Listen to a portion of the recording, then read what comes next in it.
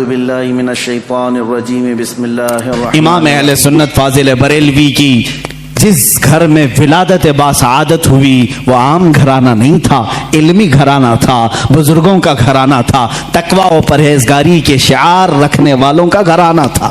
اعلیٰ حضرت رضی اللہ تعالیٰ 10 شوال المکرم بریلی شریف میں سنیچر کے دن جب آپ کی ولادت ہوئی، ظہر کا وقت تھا، یہ اعلیٰ حضرت امام احمد رضا خان رحمۃ اللہ تعالیٰ علیہ مولانا نقی علی خان رحمۃ اللہ تعالیٰ علیہ کے گھر پیدا ہوتے ہیں۔ مولانا نقی علی خان اعلیٰ حضرت کے والد ماجد زبردست عالم دین، فقیہ کامل، ولی کامل تھے۔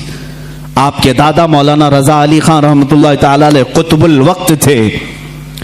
آپ کا سلسلہ نسب اعلیٰ حضرت رضی اللہ تعالیٰ عنہ کا افغانستان کے بڑھیج قبیلے کے پٹھانوں سے ملتا ہے۔ بعض محققین نے کہا ہے کہ صحابی رسول تک آپ کا نسب پہنچتا ہے، واللہ اعلم۔ اعلیٰ حضرت رضی اللہ تعالیٰ عنہ جس وقت اپنی آنکھیں کھولے ہیں، باپ کو مولانا نقی علی خان کی شکل میں ایک عظیم ولایت کا سرتاج دیکھے ہیں، اور پرورش بھی اس انداز میں ہوئی۔ الحمدللہ جن کے گھر علمی ہوتے ہیں، تقوی والے ہوتے ہیں، وہاں کی ہواؤں میں بھی علم ہوتا ہے، وہ چلتے پھرتے بھی پرہیزگار بنتے ہیں۔ اعلیٰ حضرت عظیم البرکت رضی اللہ تعالیٰ عنہ کے علمی گھرانے کی مثال اسی بات سے سمجھ میں آتی ہے کہ آپ کا نام اعلیٰ حضرت رضی اللہ تعالیٰ عنہ کا نام محمد رکھا گیا، اور دادا نے احمد رضا رکھا، اسی نام سے آپ مشہور زمانہ بھی ہیں۔ اعلیٰ حضرت رضی اللہ تعالیٰ عنہ کے گھر کا نہیں بلکہ صوفیاء کرام بزرگوں کا یہ وتیرہ رہا ہے کہ بچہ جب 4 سال 4 مہینے 4 دن کا ہوتا ہے تو بسم اللہ خوانی کرائی جاتی۔ اس رواج کو ہمارے لوگ بھول چکے ہیں۔ چلے چھٹیاں تو یاد رہیں اور دوسرے معاملات تو یاد رہے جو عورتوں کے شروع کیے ہوئے ہیں، لیکن اسلامی مشائخ اور بزرگان دین نے جو طریقے ہمارے لیے مستحب فرمائے تھے ان کو آج زندہ کرنے کی ضرورت ہے۔ اپنے بچوں کی بسم اللہ خوانی کروائیں، یعنی کسی بھی باعمل عالم دین سے بچے کو اس دن بسم اللہ پڑھایا جاتا ہے جب بچہ 4 سال 4 مہینے 4 دن کا ہوتا ہے، اور اس کو الف با پڑھایا جاتا ہے، قرآن کی چند آیتیں پڑھائی جاتی ہیں۔ یہ رسم بسم اللہ خوانی اعلیٰ حضرت رضی اللہ تعالیٰ عنہ کے گھر کی وہ وہاں کی رسم رہی ہے، وہاں کا رسم دستور بھی ہے۔ اعلیٰ حضرت کو استاذ آئے پڑھانے کے لیے اسی رسم بسم اللہ خوانی میں، جب ان کے دادا بھی ہیں والد بھی ہیں، لیکن رسم کے مطابق استاد آئے پڑھائے، الف با تا سا جیم ہا، یہ جو الف با پڑھایا جاتا ہے، اعلیٰ حضرت رضی اللہ تعالیٰ عنہ اسی مجلس میں ایک سوال کرتے ہیں اپنے استاد سے، الف سے لے کر قاعدہ آپ بھی پڑھتے ہوں گے نا، الف با تا سا جیم ہا خا دال دال را زا سین شین صاد ضاد طا ظا عین غین فا قاف کاف لام میم نون واو ہا، اس کے بعد آتا ہے لام الف یا، یہ لام الف بھی آتا ہے نا، بہت سارے قاعدوں میں لکھا رہتا ہے۔ استاد نے پڑھایا تو اعلیٰ حضرت نے فرمایا یہ سنگل حروف پورے تو میں نے پڑھ لیا، الف بھی پڑھ لیا، لام بھی پڑھ لیا، یہ لام الف پھر کیوں آیا؟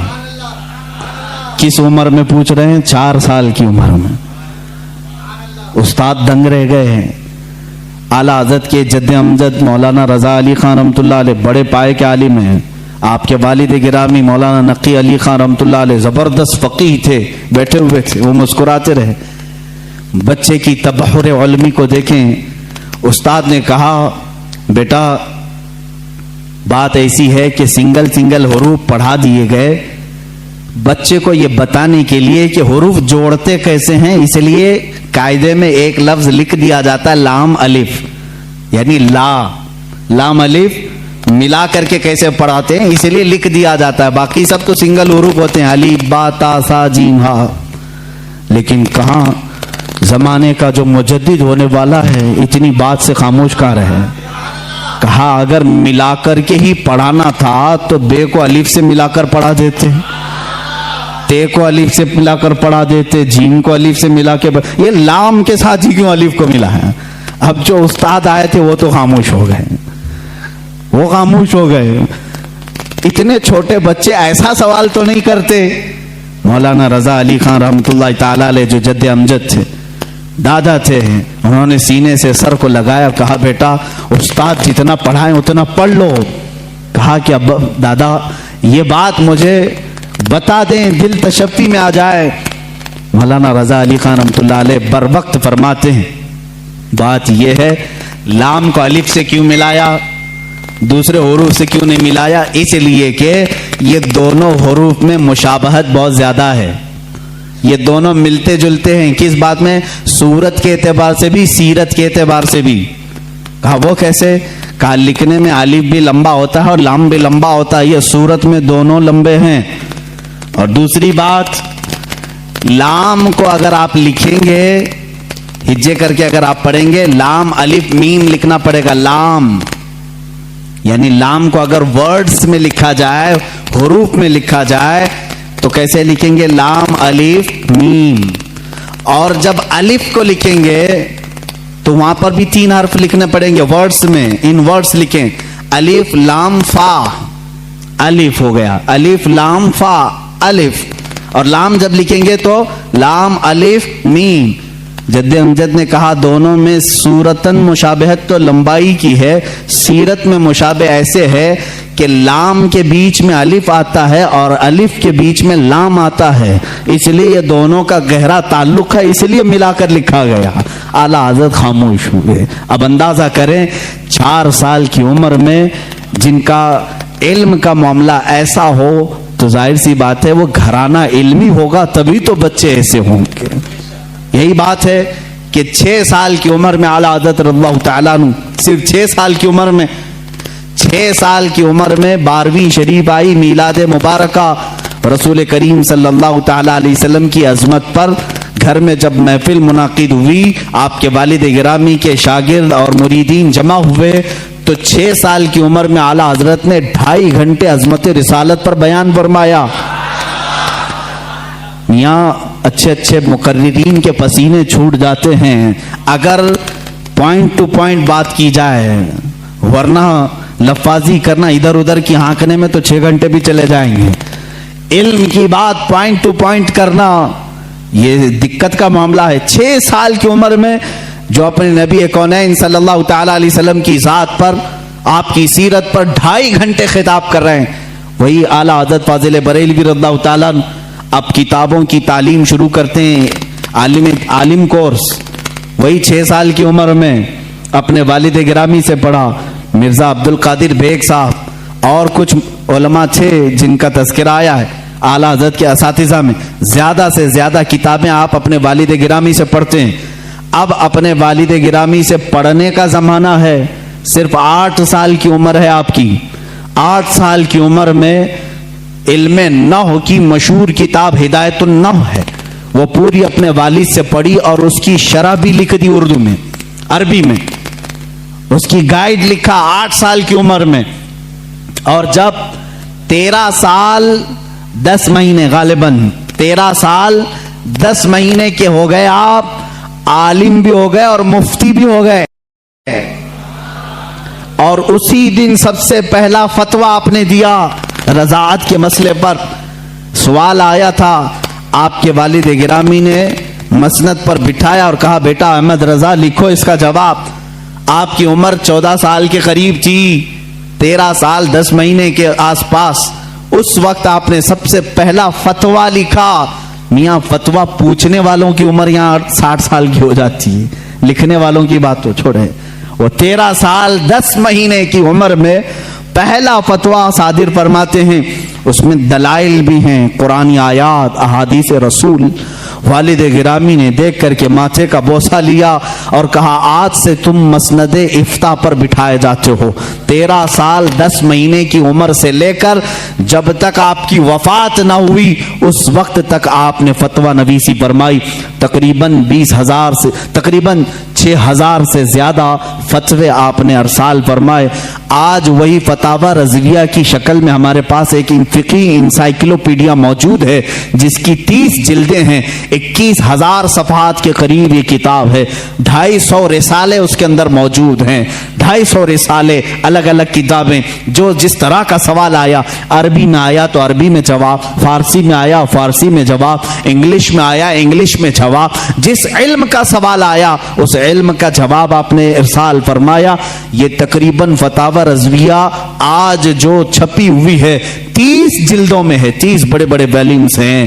اسی لیے بہت مشہور خاندان مارہرہ مطہرہ کے اعلیٰ حضرت رضی اللہ تعالیٰ عنہ کے پیر خانے کے صاحب سجادہ کے برادر اصغر فرماتے ہیں اعلیٰ حضرت کی شان میں مینار قصر رضا تو بلند کافی ہے.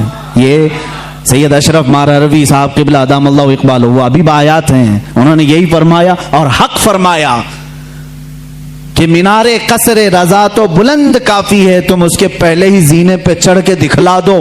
ارے میاں فتاوی رضویہ تو ایک کرامت ہے, فتاوی رضویہ تو ایک کرامت ہے, ذرا ہدایت بخششی پڑھ کے دکھلا دو.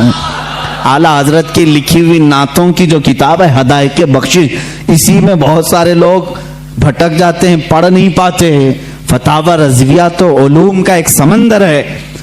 عزیزان گرامی وقار, اعلیٰ حضرت رضی اللہ تعالیٰ عنہ کے تبحر علمی کو اگر بتاتا چلوں تو ظاہر سی بات ہے مجھے 55 علوم پر بات کرنی پڑے گی.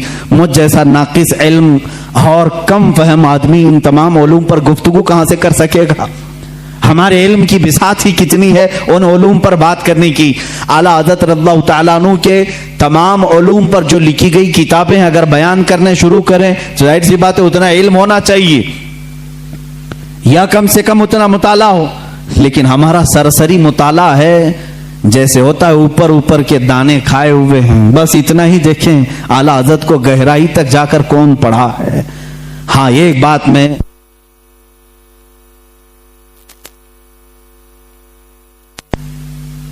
بات میں دل سے کہوں گا کہ سنے ہوئی محبت کرنے والے الگ ہوتے ہیں, اعلیٰ حضرت کو پڑھ کر کے چاہنے والوں کی بات الگ ہوتی ہے. پڑھ کر کے جو محبت کرتے ہیں وہ حقیقت میں محبت کرتے ہیں اور ان کا لوہا مانتے ہیں, اور سنی سنائی ہوئی باتوں میں کبھی ادھر آتے ہیں کبھی ادھر جاتے ہیں. معاملات ایسے ہوتے رہتے ہیں. عزیزان گرامی, فتاوی رضویہ شریف میں 250 رسائل جمع ہوئے. ان کے علوم کا کنارہ کہاں تک تھا اللہ ہی بہتر جانے. علم حدیث میں قلم اٹھایا تو کئی کتابیں لکھی, اصول حدیث میں قلم اٹھایا اس پہ کتابیں لکھی. فقہ ایک علم کا نام ہے, اس میں تو پوری کتابیں موجود ہیں. اصول فقہ پر کتابیں ہیں آپ کی, اور ان کے علاوہ تفسیر میں, اصول تفسیر میں, بلاغت میں, معانی میں, عرض میں, اور اس کے علاوہ جو میتھس کے ریلیٹڈ علوم ہوتے ہیں ان میں کئی کتابیں آپ کی ہیں. علم رمل میں, علم جفر میں ہے, زیجات میں ہے, ارثماتیقی میں ہے. یہ تمام وہ علوم ہیں جن کو آج شاید و باید کوئی جانتا ہو. علم حیت ہے, علم توقیت ہے, علم مقابلہ ہے, علم مناظرہ ہے, علم رد ہے. ان تمام علوم پر اعلیٰ حضرت کی کتابیں موجود ہیں, ان کے رسالے موجود ہیں. یہ ایک بات ہوتی ہے کہہ دینا کہ ان کو اتنے علوم آتے تھے, اور ایک بات ہے ان کی اس علم پر کتابیں پیش کرنا. ہم مبالغہ آرائی سے کام نہیں لیتے. جس علم کی میں بات کر رہا ہوں اعلیٰ حضرت اس علم کو جانتے تھے, اس علم کی ضرور ان کی کتاب بھی میں تمہارے سامنے پیش کر سکتا ہوں. کئی علوم پر اللہ تعالیٰ نے آپ کو مہارت تامہ عطا فرمائی تھی.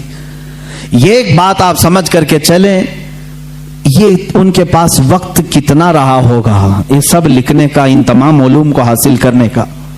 ویڈیو کو لائک کر کے شیئر ضرور کر دینا.